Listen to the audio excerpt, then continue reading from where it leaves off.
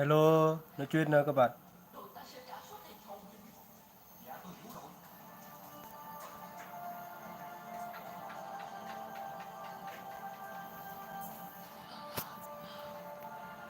Chào các bạn nhé. FM Tenor.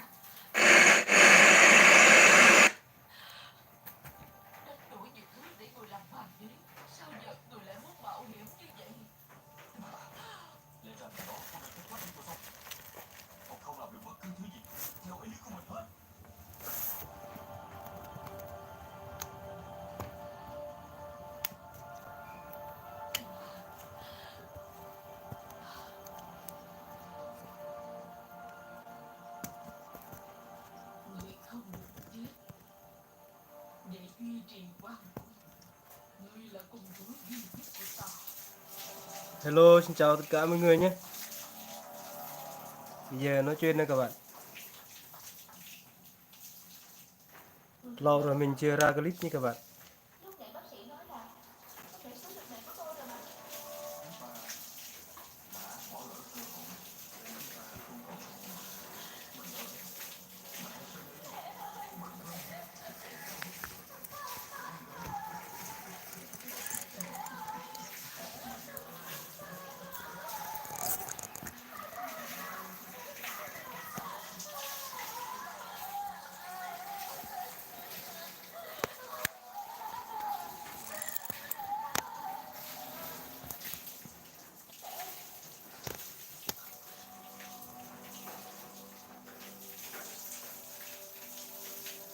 Hello, xin chào các bạn nhé. Ngày hôm nay ở đây mưa nha các bạn. Không biết đi đâu để chơi nhé. Dạ, chào bạn nhé, đang xem nhé.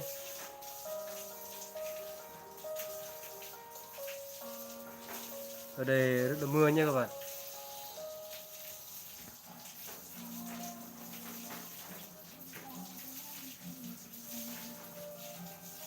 Mưa ở đây đâu, không biết đi đâu luôn các bạn ơi. Chào mọi người đang xem nhé. Tại vì bây giờ mai mình bị camera nó trúng mưa nha các bạn. Trước mình đi bắt cá nha các bạn. Mình quay không có rõ lắm mà các bạn.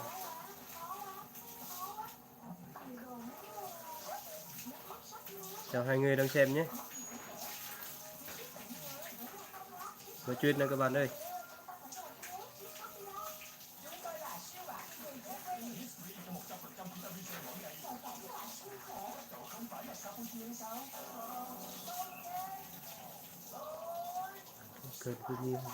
Dạ mình ở huyện Chư Pư nha các bạn.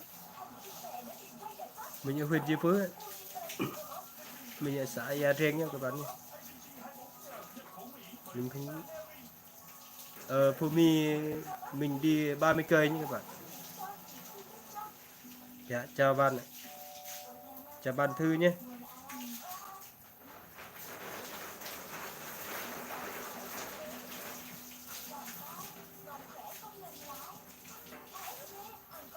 Các bạn nhớ để lại mình một like và chia sẻ nha các bạn, để ủng hộ nhé.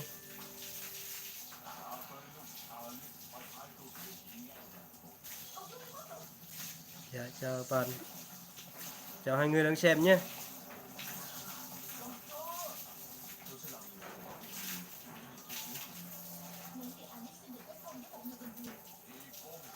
Dạ các bạn, mùa mưa này rất là đi đường rất là khó khăn nha các bạn. Trước mình có đi quay vô rừng để bắt cá nha các bạn.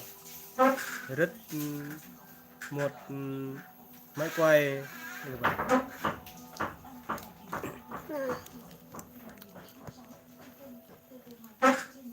Rất máy quay nha các bạn.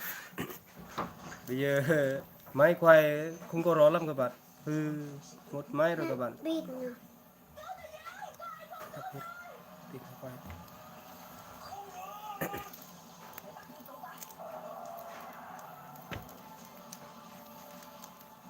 chào mọi người đi.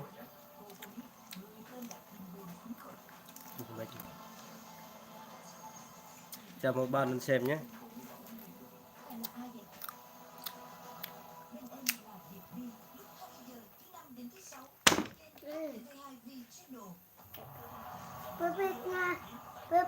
Pipit nha. Tình viên nhỉ. Các bạn nhớ đây là mình một like chia sẻ nha các bạn. Các bạn nhớ ủng hộ lấy try official nha các bạn. Để lấy try official tiếp tục làm video mới nhé. Để cho các bạn xem nhé. Áo này hả?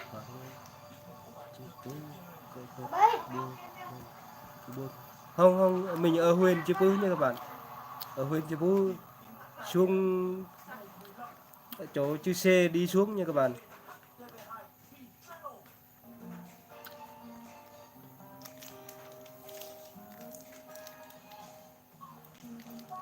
Dạ chào mọi người đang xem nhé. Rồi các bạn chia sẻ nè các bạn. Mình cũng nói chuyện nhé. Lâu lâu một lần nói chuyện với các bạn nhé. Để mình phát trực tiếp để làm quen nhé.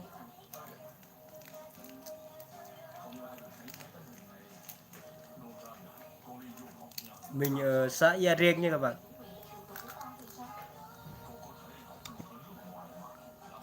Hiện tại kênh của bạn. Dạ kênh của mình thì gần một người đăng ký, hơn không phải hơn một người đăng ký rồi các bạn.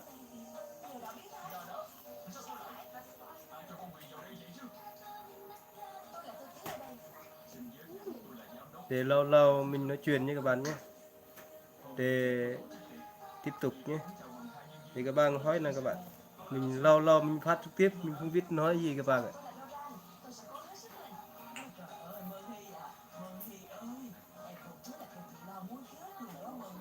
Vậy thì các bạn ở đâu thì chia sẻ về Aloe Try nhé. Để mình tiếp tục nói chuyện nhé.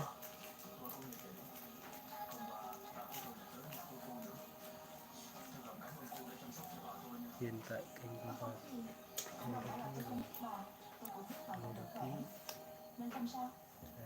Dạ đúng rồi bạn ạ. Hơn 1.000 người đăng ký rồi các bạn.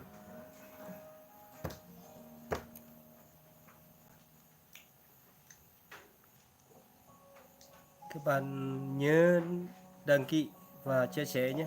Để ủng hộ Aloe Try nhé các bạn. Bên con nhạc bên nó rất cờ. Đồng đồng mà phát trực tiếp. Chào mọi người đi con. Chào ơi.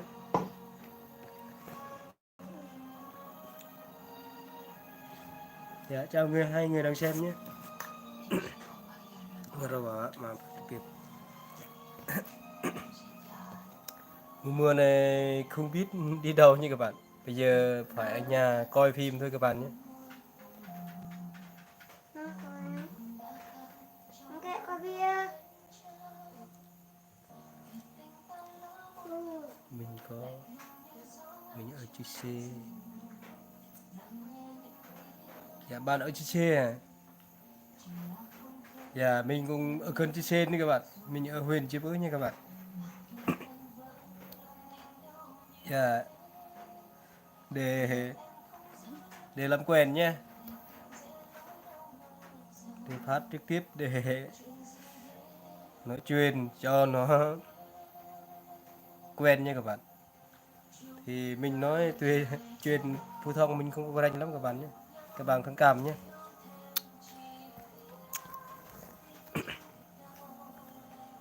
Mà có chắc cái bên hả? Dạ chào ba người đang xem nhé.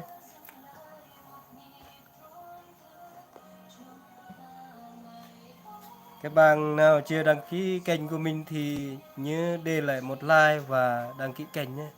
Để ủng hộ lấy Try nhé.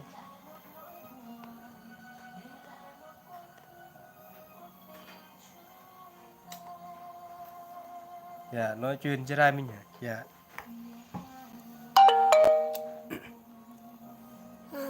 đi nhung tê ta anh này to hem tôi chặt mình bố play pla mình này chặt đấy thò giá hiếu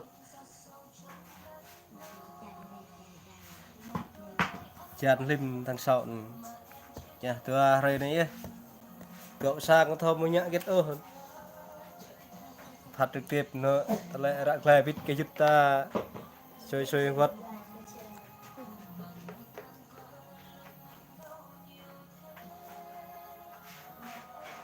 em mình em mình đi em tôi chặt mình thấy bên cái giúp ta này em tôi chặt mình Cỡ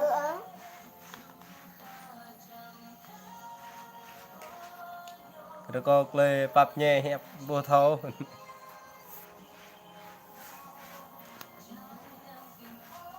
thì giúp ta một play utu đăng ký pre kênh có nhiều pha pre bên giúp ta còn năng được một play khắp ru pre có puni bên giúp ta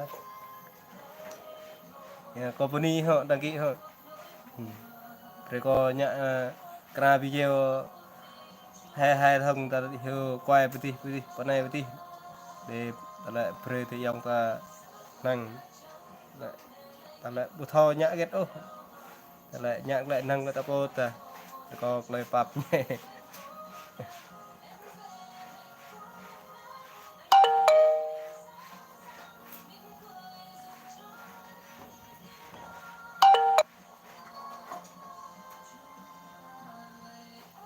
mẹ quay hay bút ra ta nên con nên mạ cạn có ya mưa đi lệ lagi mẹ mình ya này cả ngạc là ô đào quay free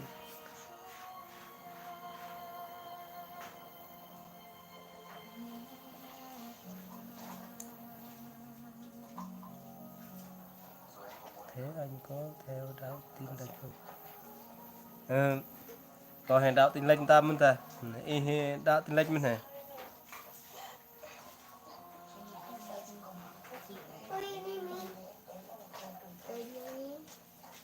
ini mah bip đó ta có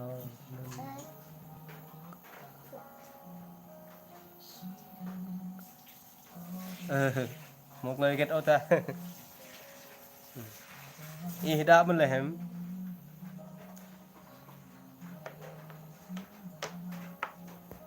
đạo tin lành miền Nam Việt Nam ta ta ma bip ngon cô nên toa bip mở ra nên chào hai người đang xem nhé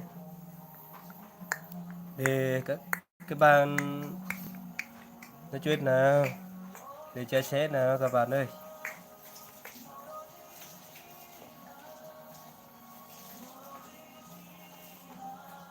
rồi chào ba người đang xem nha như đây là mình một like và đăng ký kênh nha các bạn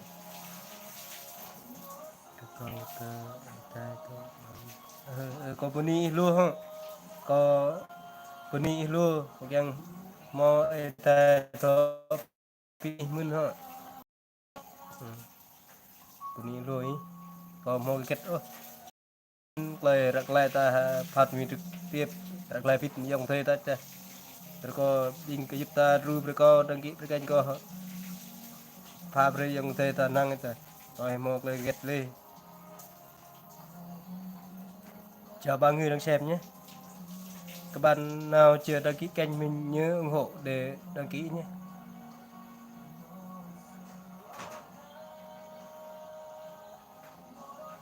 để chào ba người đang xem nhé nhớ để lại mình một like nha các bạn để ủng hộ nhé pin ca ba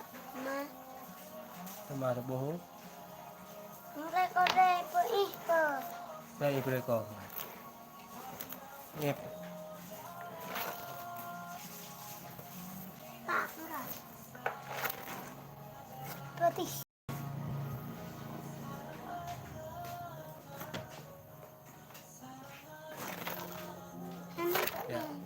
chào các bạn nhé ở đây rất là tối nha các bạn. Em Thế, trước cuối bạn có giao lưu với đun siêu không? Dạ mình trước bữa mình chưa giao lưu với đun siêu nha các bạn. Dạ, mình nghĩ là mình muốn đi giao lưu, bây giờ chỉ có thời gian nha các bạn. Mình cũng muốn đi giao lưu với đun siêu. Dạ. Đun siêu rất là nổi tiếng nha các bạn nhé. mà chết thịt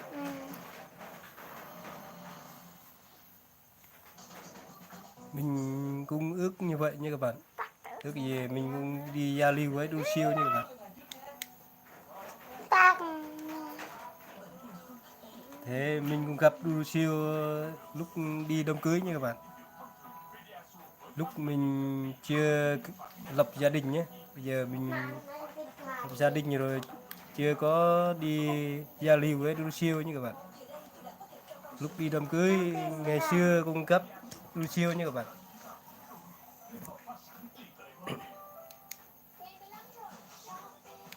Các bạn nhớ xem, nhớ để lại một like nha các bạn. là Chào nhé, chào bao người đang xem nhé. tổng thể lễ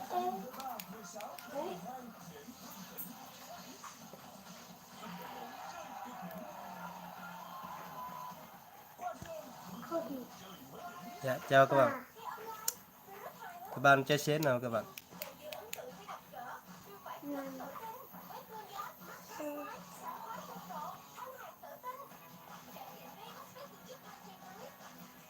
Thì bạn nói giống ý quá. Cảm ơn bạn nhé, qua khen nhé.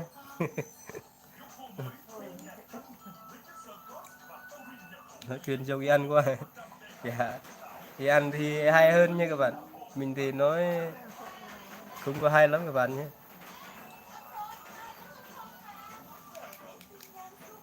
anh lấy tên để gặp vùng lúc Chúc bạn thành công nhé. tên này Dạ, cảm ơn nhé. Cảm ơn bạn đã khen, chúc mình thành công. Dạ, chúc bạn bữa tối vui vẻ bên gia đình nhé, bên người thân nhé. Thì mùa mưa mùa dịch như các bạn, rất là khó khăn nha các bạn. Bạn nhớ có khi ai đi một đường đi xe nhớ đeo khẩu trang nha các bạn. ai biết câu ơi Ở trong làng mình lúc đi đường thì không đeo khẩu trang thì người ta phát nhiều.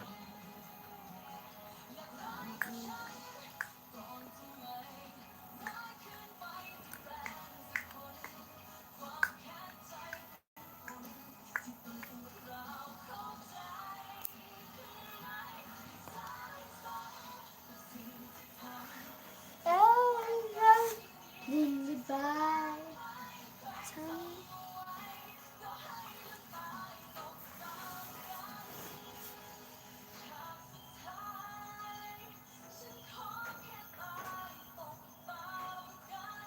Chào bạn nhé.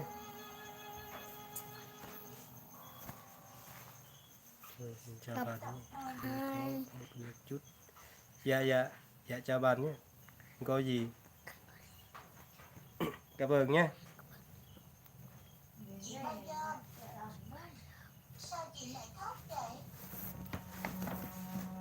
Mình phải dừng clip tại đây thôi các bạn nhé. Các bạn nhớ ủng hộ và chia sẻ kênh của mình nhé các bạn.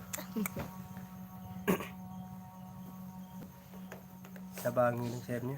Nặng tiếp với Các bạn thấy hay thì nhớ like, nhớ đăng ký để ủng hộ nha các bạn. Để mình tiếp tục đi ra video mới nha. Chào các bạn nhé.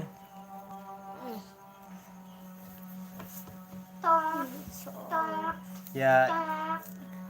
Chào anh ạ. Chào siêu quách ạ. Giờ chào bạn nhé. Đang xem nhé.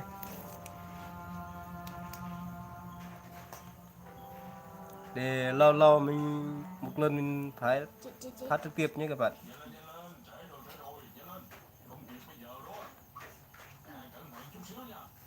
Các bạn nhớ để lại mình một like nhé các bạn. Dạ cảm ơn anh nhé. Dạ chúc anh buổi tối vui vẻ nhé.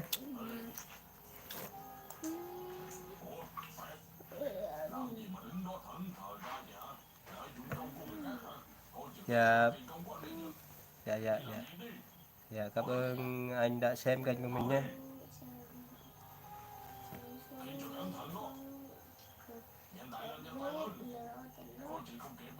Thế các làng các bạn có mưa không ạ? Bây giờ trong làng mình 2-3 ngày nay rồi mưa nha các bạn. Không đi ra ngoài được. Ở nhà 2-3 ngày rồi các bạn nhé.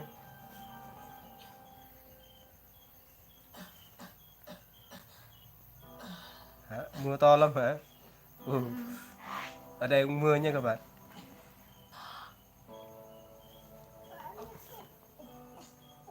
Ở làng mình cũng mưa nhé các bạn.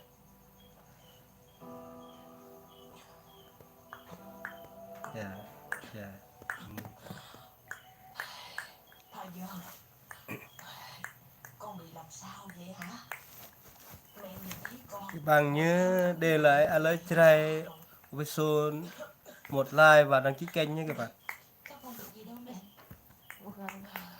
Mẹ ăn thêm một muỗng nữa. Để ủng hộ nhé. Để anh em mình tiếp tục làm video mới nha các bạn. tiếp tục là người Dạ. máy Thì cảm ơn nhé. cảm ơn nha. Cảm ơn anh nhé. Cảm ơn anh nha.